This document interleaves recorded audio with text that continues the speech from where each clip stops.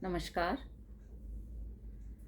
अंतर्राष्ट्रीय विश्व मैत्री मंच के सभी श्रोताओं को रीता दास राम का नमस्कार। सभी को मेरा प्रणाम। प्रेमचंद जयंती के अवसर पर कहानी वाचन श्रृंखला के तहत मैं अपनी कहानी प्रश्न उठाती दृष्टि का पाठ कर रही हूँ। प्रश्न उठाती दृष्टि। अपने कमरे की खिड़की से बाहर मैदान में खेलते बच्चों को देख रही है चेताली। लड़के लड़कियां, छोटे बच्चे, कोई क्रिकेट खेल रहा है, कोई फुटबॉल, कोई कुछ। बच्चों को पास से देखना चाहती है चेताली। उन्हें छूना चाहती है, प्यार करना चाहती है, पर दूर खड़ी बस निहारती रह जाती है। जब भी कोई बच्चा उसके सामने से गुजरे, वह पुलकित हुए बिना नहीं रहती। उसके खाली घर, खाली दिमाग में बस बच्चों की उपस्थिति दस्तक देती गूंजती है। कभी कभी किलकारियों की पड़ोस से आती आवाज लुभाती, जो उसने कभी सुनी नहीं। अपने आसपास बच्चों को देखती तो वह खुश हो जाती। यह एहसास भी बच्चों के जाने के साथ ही खत्म हो जाता और चेताली अकेली रह जाती। विकलांग के लिए डोनेशन मांगने आस पड़ोस के आते बच्चों को वह कभी खाली हाथ नहीं लौटाती, इस आस में कि वे शायद दोबारा आए। सभी बच्चों को वह चॉकलेट देती है। चॉकलेट को देखते ही उनके चेहरे मुस्कुराते हुए खिल जाते हैं। कोई लेता, कोई झिझकता, और चॉकलेट मिलते ही सभी शोर मचाते हुए भाग जाते। जब तक वह चॉकलेट नहीं देती, किसी को प्यास लगती, कोई थकने का बहाना कर बैठने की इच्छा जाहिर करता। एक को पानी लाकर देती तो दूसरे को अचानक प्यास लग जाती। जैसे ही चेताली चॉकलेट देती, सभी खुशी मनाते, हंसते खिलखिलाते बिल्डिंग के नीचे मैदान में खेलने भाग जाते। उनके पीछे थैंक यू आंटी की गूंज घंटों कानों में रहती। डिलीवरी के बाद घर आए उसे 2 दिन हुए हैं। खाना खा चुकी चेताली आराम के बाद मन उकताने लगा तो घर को सहेजने निहारने लगी। उसके पहले बच्चे के जन्म के बाद ही उसे यह घर मिला था, फॉल सीलिंग के साथ। मिला क्या, उसने खरीदा था। फिर कई चीज़ें खरीदी, धीरे धीरे। जिंदगी के लिए जरूरी सामान, कारपेट, टीवी, फ्रिज, एसी, पलंग, डाइनिंग टेबल, मॉड्यूलर किचन, अलमीरा, स्कूटी, म्यूजिक सिस्टम। तब से वह रह रही है इसी घर में। आगे की इच्छाओं पर उसने विचार करना बंद कर दिया है। वह और वह, बस, और कोई नहीं। ऐसा नहीं कि उसका कोई नहीं था। बचपन दोस्तों के साथ हंसता खेलता बीता। वह अपने माता पिता की लाडली थी। 7वीं कक्षा में 2 बार फेल हुई। फिर पढ़ाई में मन नहीं लगा। जवान हुई, कोई पसंद आने लगा, प्यार हो गया। घर वालों को बताने की हिम्मत नहीं हुई। प्यार जैसे गुनाह था उनकी नजरों में, एक वासना युक्त पाप। उन्हें समझाना मुश्किल लगा। चेताली ने भागकर अपने प्यार से शादी कर ली। विश्वास नाम था उसका। विश्वास के घर वाले इस रिश्ते से खुश नहीं थे। विश्वास और चेताली अलग रहने लगे। वह छोटी मोटी कमाई करता, वे अपना जीवन जी रहे थे। कुछ महीने बीते, अचानक विश्वास अपने माता पिता के घर जाने लगा। उनसे मिलने लगा। चेताली को लगा ससुराल वालों की नाराजगी दूर हो रही है। वह खुश थी। चैताली के अपने माता पिता से भी बातचीत पुनः शुरू होने की उसे आशा बंधने लगी। एक दिन अचानक विश्वास ने आकर उसे बताया कि उसे दूसरी शादी करने के लिए जोर दिया जा रहा है। उसके घर वाले इस शादी को नहीं मानते। इस रिश्ते की समाज में कोई अहमियत नहीं है, वे ऐसा कहते हैं। कोई तुमको इज्जत की नज़र से नहीं देखेगा। चैताली के हाथ पैर ठंडे होने लगे। उसने विश्वास से सहम कर पूछा, तुम क्या सोचते हो?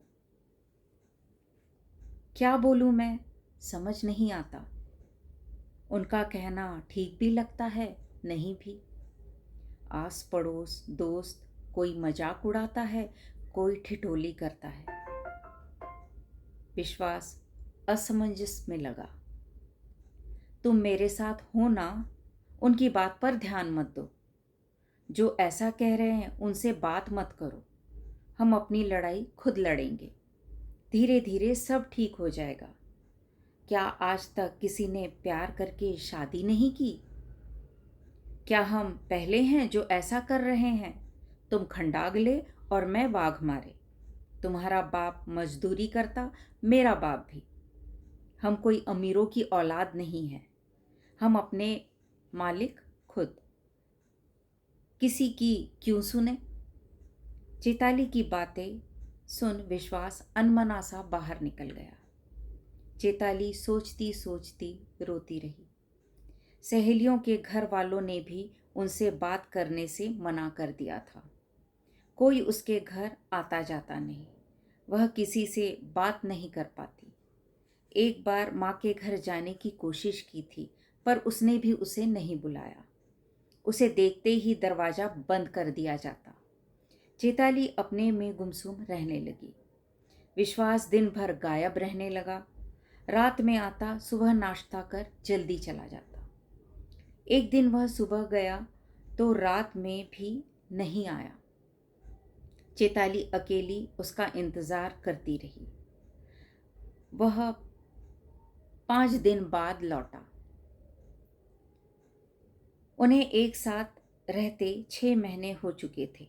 विश्वास पहली बार उसे छोड़कर इतने दिन बाहर रहा था। उसके आते ही वह जोर जोर से रो पड़ी। विश्वास ने उसे चुप कराने की कोशिश नहीं की। उसके रो चुकने के बाद वह उसके साथ चुपचाप नाश्ता करने लगा। खाना खा चुकने के बाद भी बेचैनी विश्वास की आंखों में साफ नजर आ रही थी। उसने चैताली से कहा वह उसे छोड़कर चला जाएगा, दोबारा वापस नहीं आ पाएगा। नहीं तो माँ बाप से उसके संबंध टूट जाएंगे। वह अपनी बात करता रहा। चैताली के समझाने पर उसने चैताली के साथ झगड़ा किया और जाने लगा। चैताली ने उसे ज़बरदस्ती रोकने की कोशिश की तो उसने उससे मारपीट की और उसे धक्का देकर निकल गया। वह सड़क तक उसे रोकने भागी। उसने इतनी जोर से अपना हाथ छुड़ाया कि चैताली झटके से गिर पड़ी। गिरते ही वह बेहोश हो चुकी थी। कुछ महीने का गर्भ गिर गया था। वह खून से लथपथ सड़क पर पड़ी थी। विश्वास जा चुका था। लोगों ने उसे अस्पताल पहुंचाया। अस्पताल वालों ने उसके पति और माता पिता को खबर दी। उसे देखने कोई नहीं आया।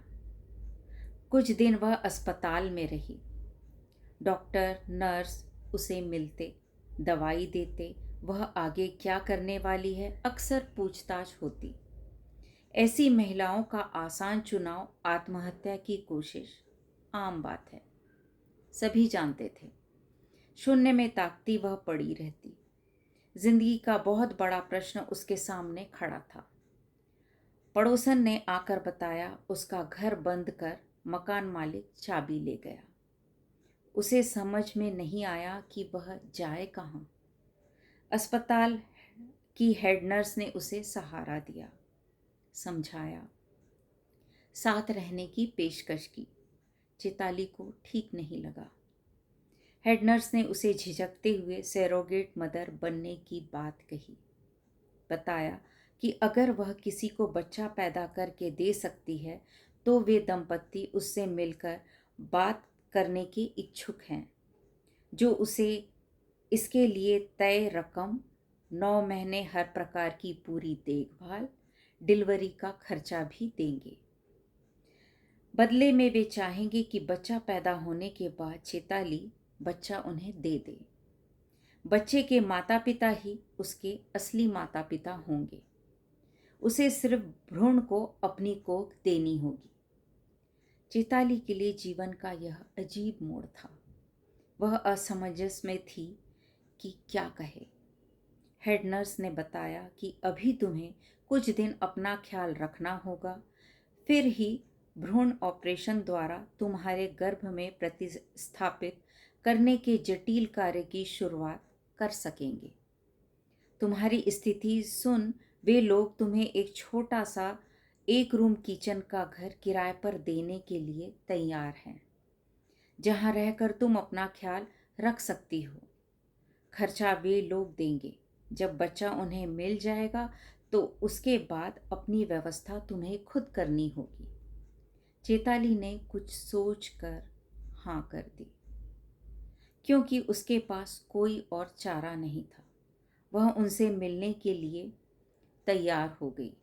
दंपत्ति उसे अच्छे लगे। चेताली के साथ जो हुआ सुनकर वे दुखित हुए। उन्होंने हर संभव उसे मदद का भरोसा दिलाया। चेताली अपने छोटे से घर में आकर रहने लगी। दिन बीते, उसके गर्भवती होने की खबर ने लोगों को उससे दूर किया। 9 महीने बाद स्वस्थ बच्चे का जन्म हुआ। तय पैसे से उसने उस घर को खरीदने की बात दंपत्ति को बताई।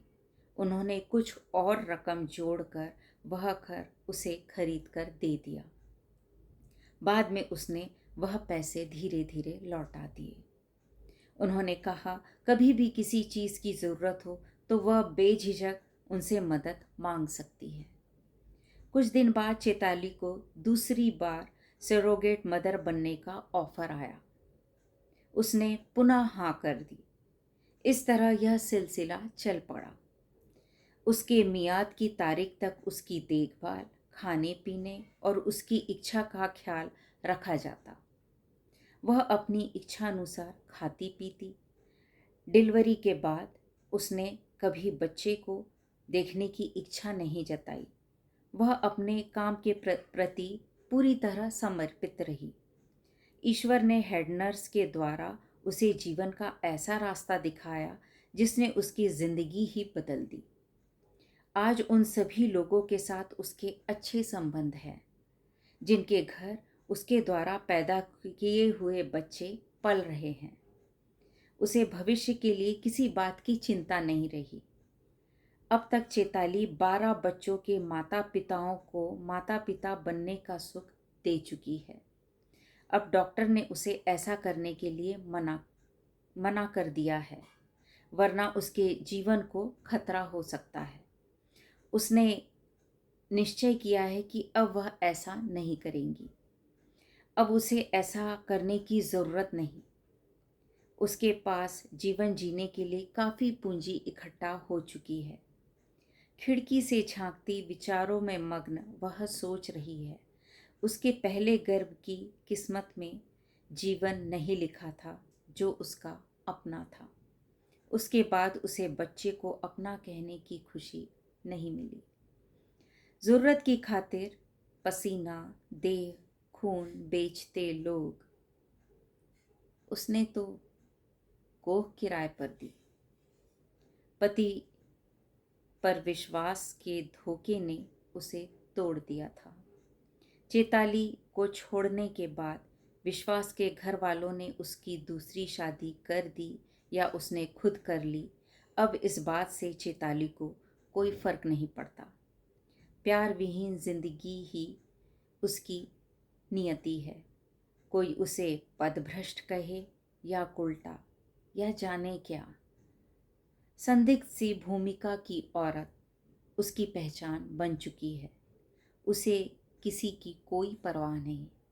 आस पड़ोस और पितृसत्तात्मक समाज को नज़र भर देखती चेताली की प्रश्न उठाती दृष्टि खुद को संतोष देती है कि समाज में वह किसी पर आश्रित नहीं, उसे पति नामक शब्द की ज़रूरत नहीं। धन्यवाद। ये थी मेरी कहानी। विश्वामित्री मंच के इस पटल को नमन करती हूँ और संतोष श्रीवास्तव मैम दी आपका सादर आभार कि आपने मुझे स्थान दिया। धन्यवाद। नमस्कार।